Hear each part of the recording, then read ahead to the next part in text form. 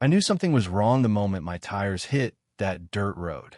The air felt too heavy, too still, like the whole woods were holding their breath, waiting for me to see what they'd done. Then the trees opened up, and there it was, or rather, there it wasn't, my cabin gone. Flattened to splinters, smoke drifting across the clearing like a ghost that didn't know where to settle. That's when I spotted it, my 20-year service watch lying in the mud. I took a step, meaning to pick it up, and right then the bulldozer rolled forward, slow as a thread, and crushed it right in front of me. The guy in the cab leaned out, gave a mean laugh, and shouted, "Go ahead and sue us, old man." That's when I realized these folks thought I was powerless. They had no idea who I really was, or what 2 decades in the Clark County Sheriff's Fraud Division had taught me. You spend 20 years chasing down liars, thieves, and paper pushers in expensive suits, and after a while the world starts to feel small, tight, like a hallway closing in on you. So when I turned to my badge and gun for the last time, all I wanted was a quiet place no one could bother me. I found it in that old A-frame on Redwood Creek, property I bought from the Lancaster family, ranch folks who'd held it since forever. Deed was clean, old school, no HOA, no shared lines, nothing to argue about. I remember that first morning, stepping onto the porch, feeling like I'd finally hit some sort of reset button. Air was cold, piney. I told myself, maybe I'll finally write that damn book. Peace doesn't last long, though, not around people who think a clipboard gives them power. Second trip up, just when I was starting to relax, I met trouble. I was driving in with coffee when a white SUV, big Redwood Crest security decal, slapped on the side, swung across the road, and blocked my path.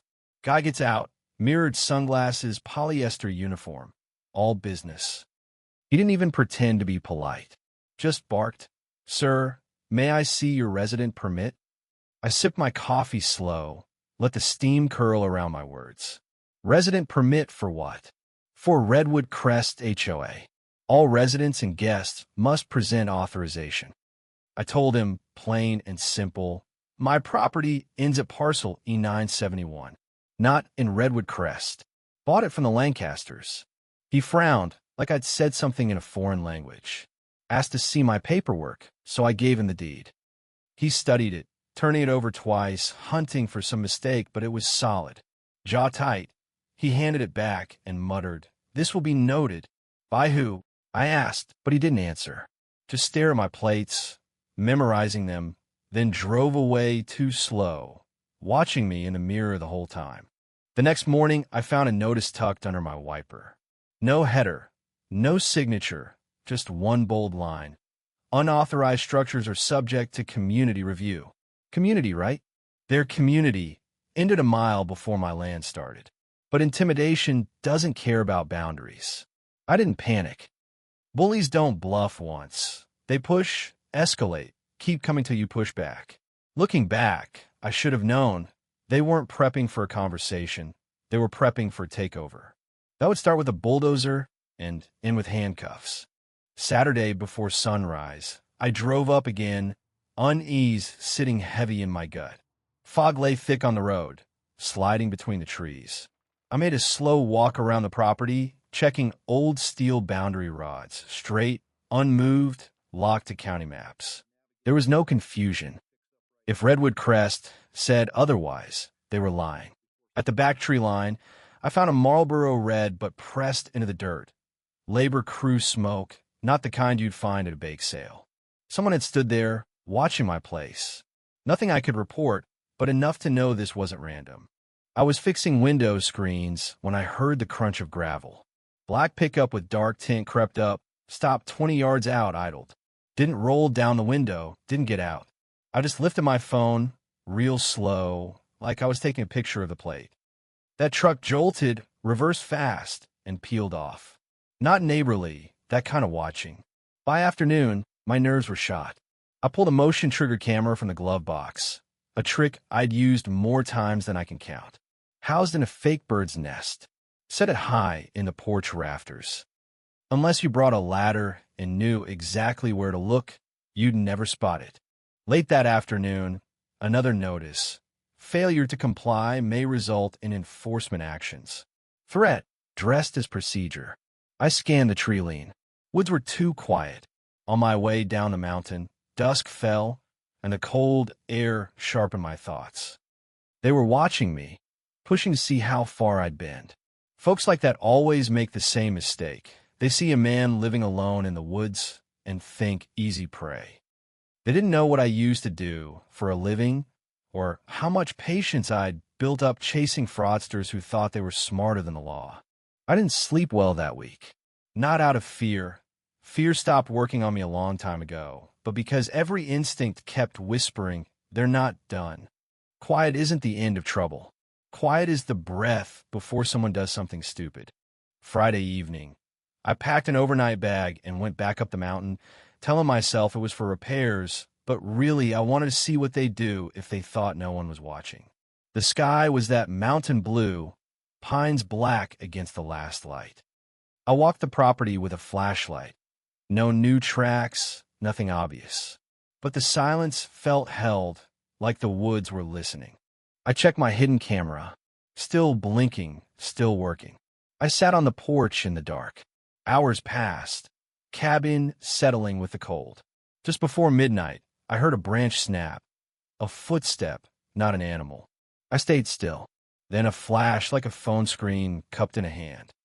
Someone was out there, watching, studying the cabin. I moved behind a porch post, stayed hidden. Whoever was retreated, careful. I checked the camera, grainy, but good enough. Tall figure, broad shoulders, baseball cap, work boots, not a hiker, not a neighbor. A scout, mapping the scene. This was preparation, not harassment. Around 3 a.m, my phone buzzed, motion alert.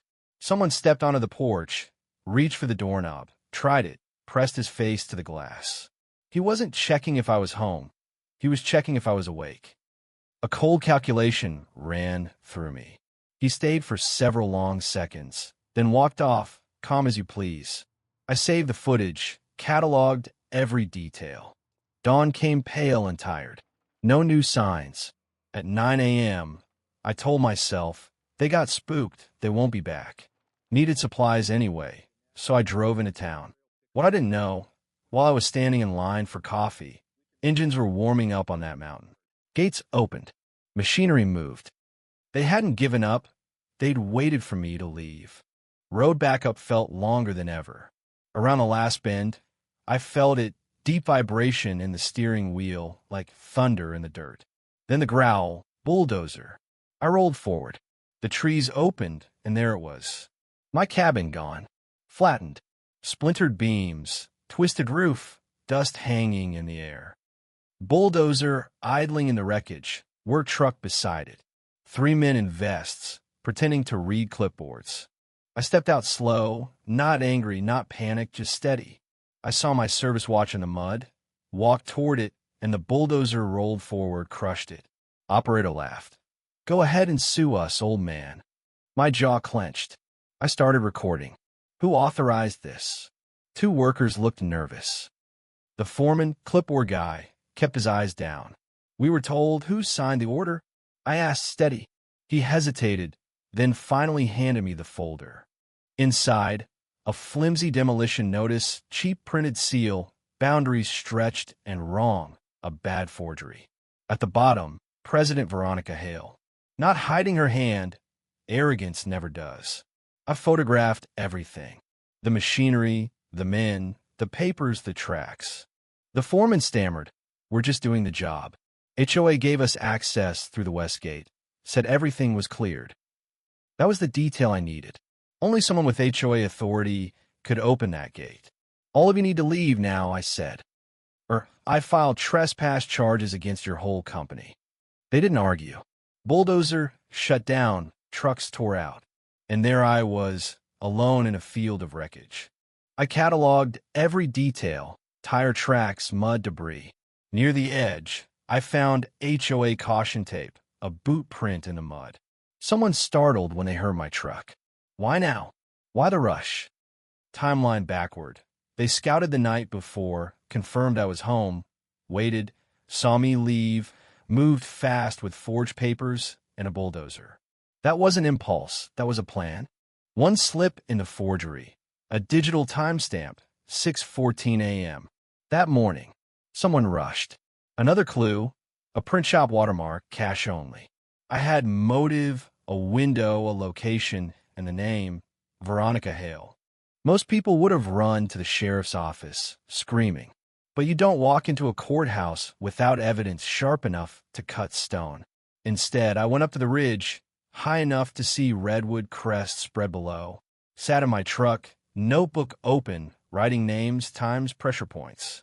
Next morning, I parked across from the HOA office, watched as Veronica Hale pulled up in her Lexus, phone glued to her ear. I cracked my window, caught enough of her call to hear, "Developer wants confirmation secure the ridge or the bonus goes away if we push the paperwork quickly." There was real estate money, the kind that makes decent people wolves. Then a tap on my window. Woman, mid-30s, folder hug tight. "You're Michael Rivera, right?" she whispered. "I'll let her in." Name was Melissa. Inside her folder, meeting minutes, emails, land surveys. Board agenda. Phase 4, Creek Ridge Reclamation. Secure parcels E964. E972 before developer deadline. Prioritize immediate removal. My parcel. Next, email. Developer will pay 2.4 M bonus. Do whatever's necessary. Melissa was scared. She voted for it, thought it was just zoning cleanup, didn't know about demolition or forged maps. She said, "You're the only one who can stop her." I told her, "You're now my most valuable witness." She flinched, but I meant it. I didn't go home after that. Instead, I played an old card, Comcast badge, relay device in my pocket. Walked into the HOA office, played the network tech, got into the server room, and plugged in. Minutes later, I had a mirror of their internal network. Inside, survey maps, forgeries, memos about erasing my parcel, emails about the developer's deadline, bonus, everything. That afternoon, sitting in my truck above the ridge, I watched the panic unfold in real time. Emails flew. Who authorized the tech visit? Who leaked to the HOA watchdog channel? They didn't know the trap was already closed. Next, I sent burner emails to board members. "You're being set up. Meet me tonight." Most ignored it, but one showed.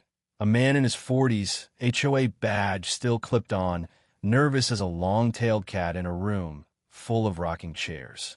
He confessed, mapping drafts, told the county my parcel was empty land. I recorded every word. "You did the right thing," I told him, and he left, relief all over his face. Later that night, driving home, a black pickup tailed me. No headlights, just intent. I took the old logging road, dead end. Two big guys got out. One tried to sound tough, threatened me on Veronica's behalf. I let them talk, then triggered my own trick. Truck lights reflected off a mirror panel, made it look like backup was coming.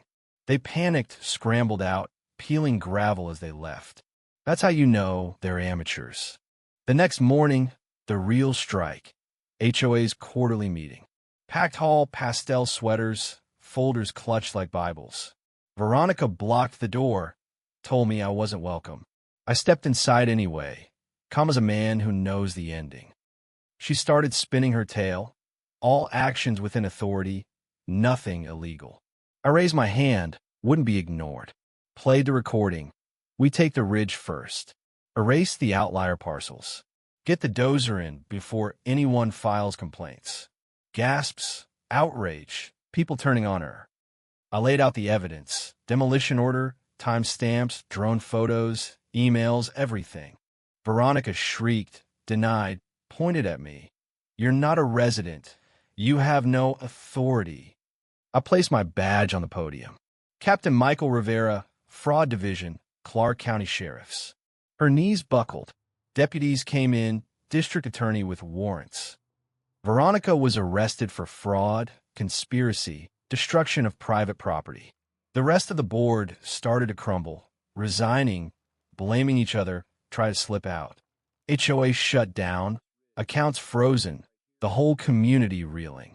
A week later, Redwood Crest HOA was dissolved by court order. Their sign came down. Folks watched. Some clapped, some cried. An old man patted my shoulder. Never thought it would fall. It didn't fall, I said. It collapsed under its own lies.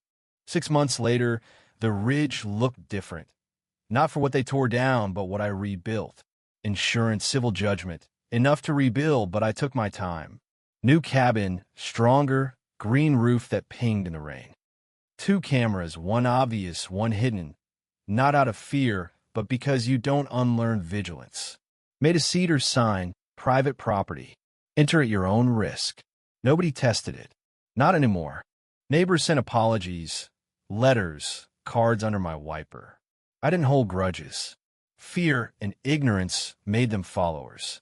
Veronica was just the one holding the leash. One late afternoon, coffee in hand, I watched the sun tuck behind the tree lean, creek rushing steady below. Stillness, not silence. The kind you earn after walking through fire and coming out with your boots still on. The land was mine again, the past closed.